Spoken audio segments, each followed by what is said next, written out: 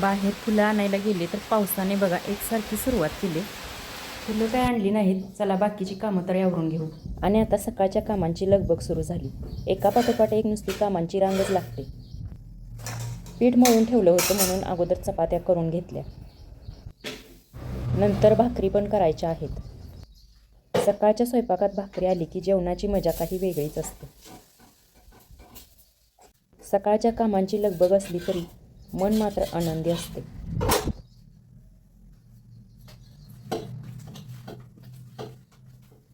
ही सगळी कामं करत असताना वेळ कसा जातो हे कळत सुद्धा नाही. मुलांच्या आवडीनिवडी, भाजी कोणती करायची या विचारामध्ये सगळा स्वयंपाक होऊन जातो. छान अशी भाकरी टम्म फुगलेली आहे. आज एकदम साध्या सोप्या पद्धतीने वांग्याची भाजी करणार आहे. त्यासाठी वांग्याच्या बारीक फोडी करून घेतल्या. कढईमध्ये 2 चमचे तेल घालून त्याच्यामध्ये जिरे, मोहरी, हिंग, थोडा ठेचलेला लसूण, नंतर त्याच्यामध्ये हळद पावडर आणि थोडंसं लाल तिखट घालून हे सगळं मिक्स करून घेतलं आणि 1 चमचाभर दही घातलं. आता हे सगळं छान असं तेलामध्ये मिक्स करून घेऊन तेल सुटेपर्यंत थोडा वेळ भाजून घ्यायचा. दह्यामुळे या वांग्याच्या भाजीला एक वेगळीच टेस्ट येते. आता हे सगळं छान तेलावरती परतून झालं की बारीक चिरून घेतलेल्या वांग्याच्या फोडी याच्यामध्ये घालायच्या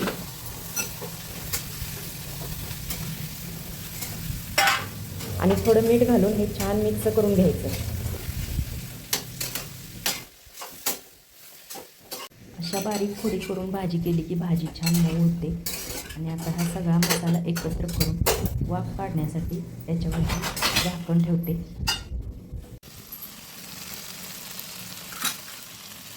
अगदी 5 मिनिटामध्ये खूप छान अशी वांग्याची भाजी तयार झालेली आहे. भाजी करून झाली आणि आता शेतातून आणलेल्या हिरव्या मिरच्या तळून घेतल्या. या मिरच्या फारशा तिखट नाहीत म्हणून तेलावरती मीठ टाकून खमंग अशा तळून घेतल्या. सगळा स्वयंपाक आवरला.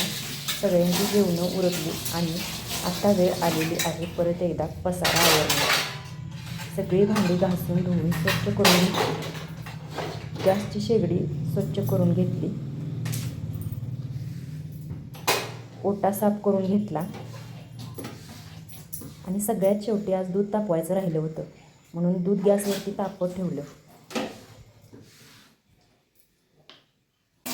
आणि हे असं आहे माझं आजचं जेवण.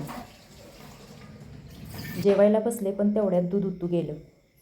मी उठून गॅस बंद करेपर्यंत सगळ्या शेगडीवरनं दूध झालं. तुमचं पण असं होतं का? घरातली सगळी कामं आवरली आणि आता चला शेताकडे.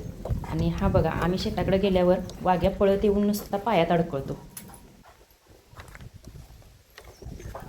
चल चल वाघ्या, चल तिकडं घरात, चल घरात, चल घरात.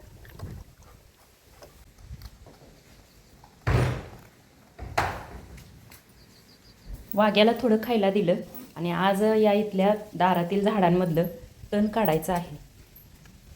इथं मी थोडी औषधी, थोडी शोची आणि थोडी फुलझाडं पण लावलेत. या झाडांकडे बघून मन अगदी आनंदी होतं.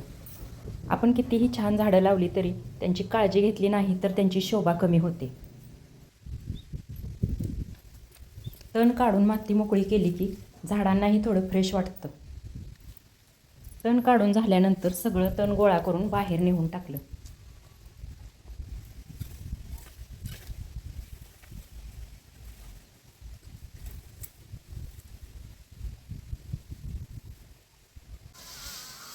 ते बघा, अहोंनी ऊस, इथला आमचा ऊस तोडलाय आणि अहोंनी सगळा पाला गोळा करून पेटवलाय.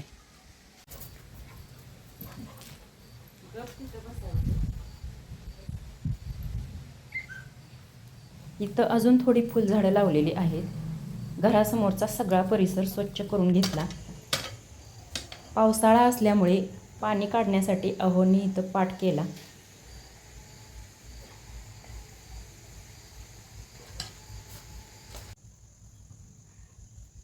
नंतर थोडा भाजीपाला काढून घेतला. श्रावण घेवड्याच्या शेंगा, पालेभाजी, कोथिंबीर असा सगळा भाजीपाला घेतला. भाजी काढून झाल्यानंतर जनावरांचं सगळं आवरलं आणि वाघ्यालाही खायला दिलं.